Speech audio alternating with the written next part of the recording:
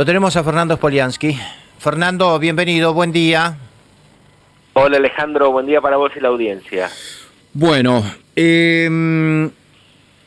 a ver, ¿por dónde empezamos? Impuesto a la riqueza. Bueno, anteayer en realidad ya, ¿no? Se aprobó finalmente el impuesto a la riqueza, con toda una discusión, Alejandro, a ver si es un fondo, si es un aporte extraordinario, si es un impuesto. Tiene todas las características de ser un impuesto, ¿no? Tiene una base imponible, una alícuota, un mínimo exento, no tiene contraprestación por parte del Estado, así que tiene todas las características de ser un impuesto, por más que finalmente el nombre salió como un aporte o contribución extraordinaria. Lo cierto es que diputados lo aprobó, ahora pasa al Senado para ver si finalmente tiene aprobación legislativa, y luego seguramente es una ley que tiene como destino una gran discusión jurídica. Es posible que llegue hasta la Corte Suprema. Lo que grava son los grandes patrimonios, las grandes fortunas, por eso se llama comúnmente impuesto a las grandes fortunas, de más de 200 millones de pesos de las personas físicas, no de las empresas, de las personas físicas, personas humanas. Si vos tenés más de 200 millones de pesos de patrimonio, entonces tenés que pagar este nuevo tributo. ¿Por qué puede llegar a la judicialización? Por muchos motivos. Uno es que hay quienes dicen que es lo que se llama la doble imposición. ¿Por qué? Porque la base imponible, es decir, lo que grava, lo que mira en cada uno de los contribuyentes, es el patrimonio que vos tenés a una determinada fecha. Y en la Argentina ya hay un impuesto que mira eso y grava eso, que es el impuesto a los bienes personales. Entonces, hay quienes entonces dicen que sería una doble imposición porque ya pagás impuestos a los bienes personales y si ahora encima tenés un patrimonio mayor a 200 millones, pagarías también este impuesto. El gobierno plantea recaudar más de 300.000 millones de pesos con este nuevo tributo y dice, según las bases de la FIP, que solamente sería aplicado a entre 9.000 y 12.000 personas. Parece muy poco, Alejandro, la verdad que sería bastante escaso si uno cree que en la Argentina solamente entre 9.000 y 12.000 personas tienen un patrimonio mayor a 200 millones de pesos. Claro. Sobre todo que hoy medido en dólares es bastante poco, ¿no es cierto? Estamos hablando de un poco más de $1 millón. Así que yo creo que lo van a terminar pagando mayor cantidad de gente. Ahora hay que ver qué pasa en esa instancia judicial. Si finalmente el gobierno logra atravesar esos pedidos de inconstitucionalidad que seguramente tendrá la ley, de doble imposición y demás. Hay quienes, los que votaron en contra, que dicen que en realidad eso va a atentar contra el proceso y la inversión productiva. Daban como ejemplo un ejemplo muy claro, Alejandro, que es que una persona que tiene 3 cosechadoras, pensemos en un campo en la provincia de Buenos Aires, el Córdoba, en Ríos, ya con ese capital tendría que pagar este impuesto a las grandes fortunas. Y que la producción o el producido de una cosechadora, decían los diputados, no alcanza a cubrir el monto que vos tenés que pagar por ese impuesto. Con lo cual, dice, esto va a terminar, que el productor va a terminar vendiendo a la cosechadora para poder pagar el impuesto, con lo cual se va a resentir la producción y resulta ser confiscatorio.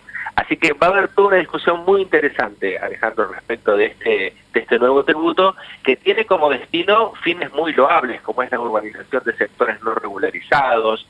Una parte va destinada, por supuesto, a las cuestiones de la emergencia sanitaria, otra parte va a las becas Progresar. Es decir, si uno lo mira desde el punto de vista del destino, uno podría decir, y está bien que las grandes fortunas tributen excepcionalmente, porque tienen carácter de excepcional por única vez, para estos destinos que realmente son loables. Pero a mí me da la impresión que lo que falló el proyecto del gobierno es un poco en la naturaleza jurídica del tributo. Quizá haya que haberle dado una vueltita más para evitar que la judicialización de ese tributo lo frene y lo deje sin ningún tipo de posibilidad de cobro. Si bien los impuestos en la Argentina tienen un principio que te lo voy a decir en latín, se llama solve et repete, que significa primero pague y luego discuta. Todos los tributos en la Argentina son así, primero pague y luego discuta. Puede tener una judicialización, llegar a la Corte Suprema y finalmente ser un boomerang que vuelve contra el propio Estado. Pero bueno, eso lo sabremos con el tiempo. Lo cierto es que ya tienen media sanción de diputados y falta la aprobación de senadores. Bien. que va a salir, ¿no? No creo que la madre le juegue en contra. No, por supuesto que seguramente va a salir por la composición de la Cámara también. Sí. Va a salir incluso más fácil que Claro, diputados. claro. Pero bueno, después de eso, los eventuales potenciales contribuyentes seguramente judicializarán con todos estos argumentos que te decía de inconstitucionalidad, doble imposición, confiscatoriedad y demás, lo judicializarán y llegará seguramente a la Corte Suprema de la Nación. Claro. En el medio, como te decía, es posible que tengan que pagar por este principio básico que tiene el sistema tributario argentino de primero pague y luego repita, se dice en términos jurídicos, pero es primero pague y luego reclame. Está bien, está bien.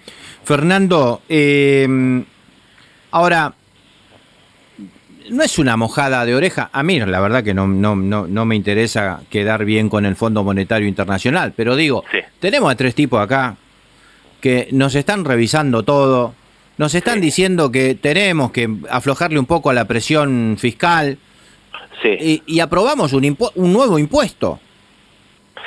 Sí, el Fondo Monetario lo que dice es que hay que hacer un ajuste fiscal.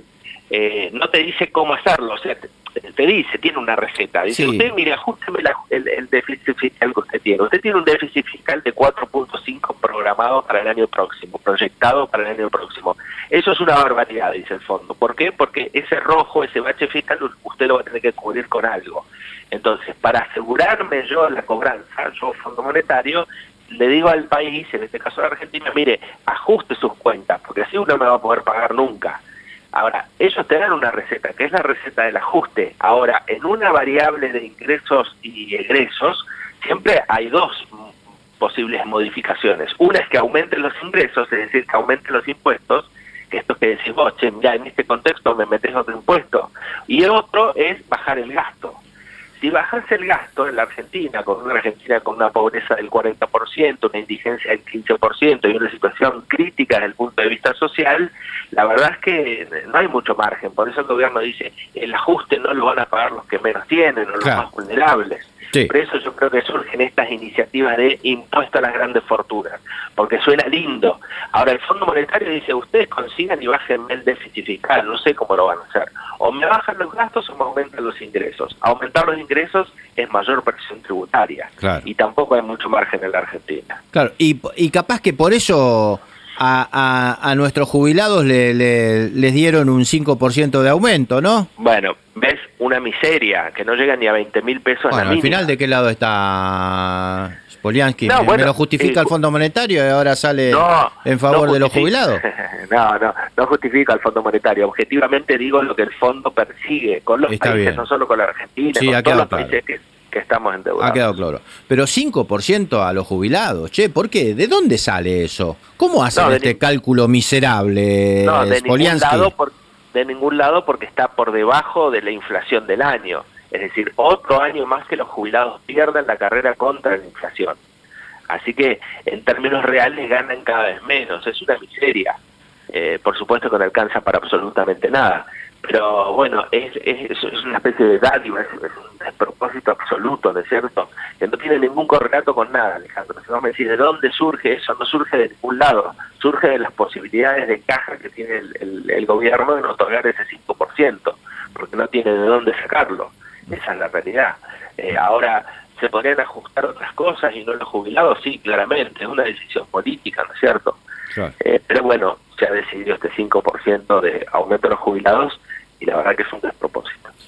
Muchísimas gracias, Fernando. Un fuerte abrazo. Gracias, Alejandro. Buen día. Buen día. Spoliansky, nuestro columnista en temas de economía, ha pasado por La Primera Mañana.